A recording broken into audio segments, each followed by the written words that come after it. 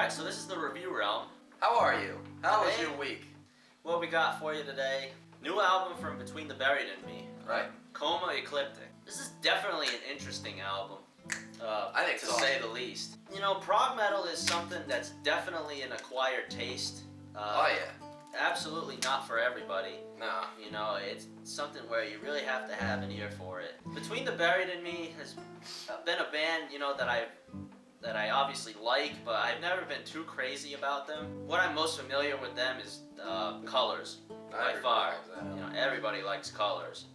How could you not? I mean, but Coma Ecliptic, you can never come out with an album like that now. It's just not politically correct.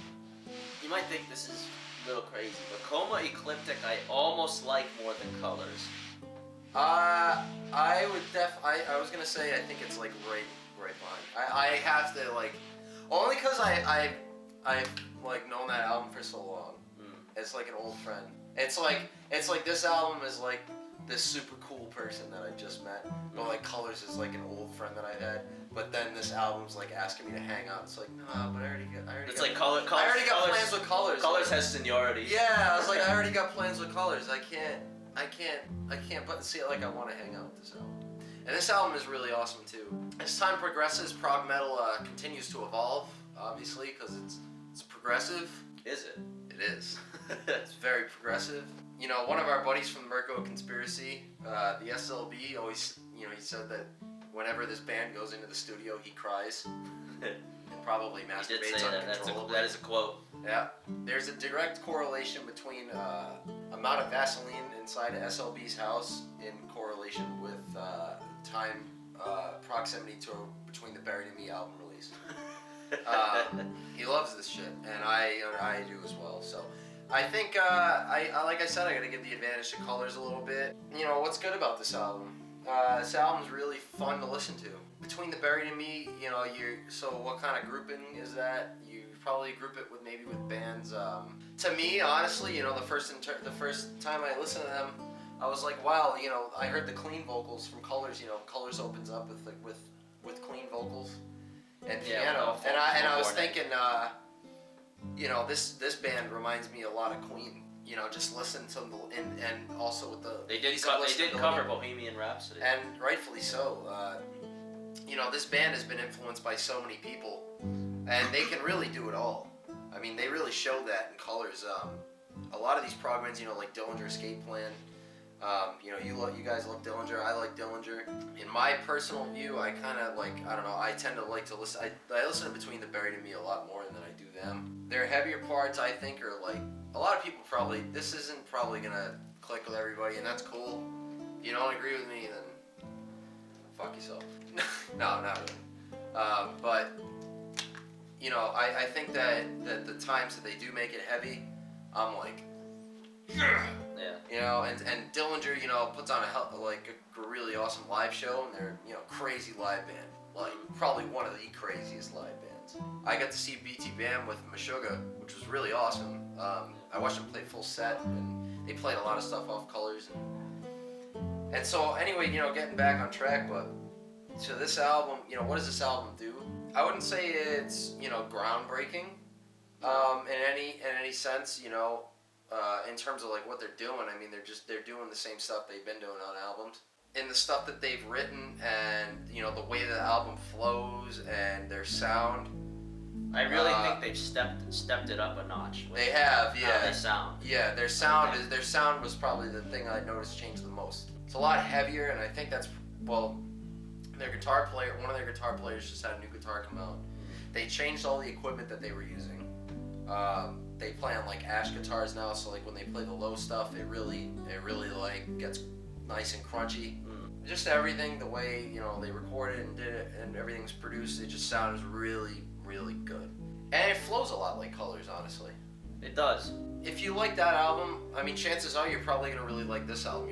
This is probably one of the bigger albums to come out this year, and it doesn't disappoint at all. It's really good. So, I mean, if you're a person that's trying to get into prog, this might have enough of a modernized sound. It's really, yeah, it's super easy to listen to, and you know, so and maybe the combination of the cleans and the heavy vocals are That's one part I do enjoy. Yeah. About it a lot. I like his both vocals. Both vocals sound clean Really and good. the harsh vocals sound great together. Yeah. And then the obvious thing with prog metal is just how much it jumps around. Yeah. From one thing to the next, and something just pops out unexpected. Sometimes it can be kind of cool. Yeah. And that's I think one thing that I've had a tough time with prog. Yeah. Is, sometimes it jumps around a lot to where I'm like.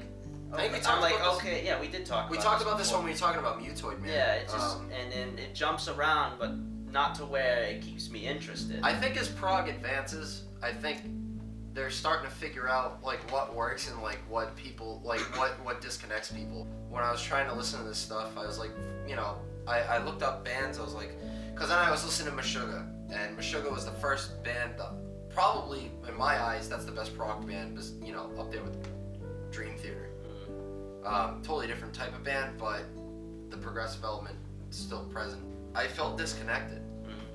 And that was like, not scarred me, but I was just like, well, prog maybe is just not for me. Like, it actually made me like think that. And then now, like, the last couple of really like proggy albums that have come out, I've been like, well, this is better.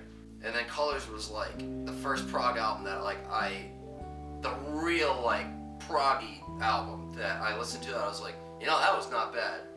That was really good. That's what I thought too. Yeah, exactly. Exactly. So, I think we're definitely we've always been, I think, on the same page with that stuff. Like, it's an acquired thing, and if you're trying to get into it, this album might be a good thing for you to listen to if you're trying, or, because it's really good. I definitely think this is definitely one of the best albums from this band. Yeah. Definitely up there with Colors. I mean, it'll take me maybe a little bit more time to decide if I really do enjoy this album more than Colors. Yeah. I definitely enjoy it, than their other albums, like Alaska and their other albums like that. I definitely enjoy Coma Ecliptic more than those. Solid step for this band. I think so. This band is doing something right. Yeah. With this album. I definitely think it's the best one since Colors. Mm-hmm. If maybe I've only listened to it like twice. I streamed it, but maybe I don't know. Who knows? Maybe I'll end up liking this one more than Colors. Like I said, a lot of these albums are like ones you gotta listen to a couple times before they sink in. Mm-hmm. But yeah, this album's awesome. Yeah. I really loved it. So Coma Ecliptic is definitely one to recommend. To somebody maybe who's trying prog for the first time, or for anybody else that's just a fan of metal in general.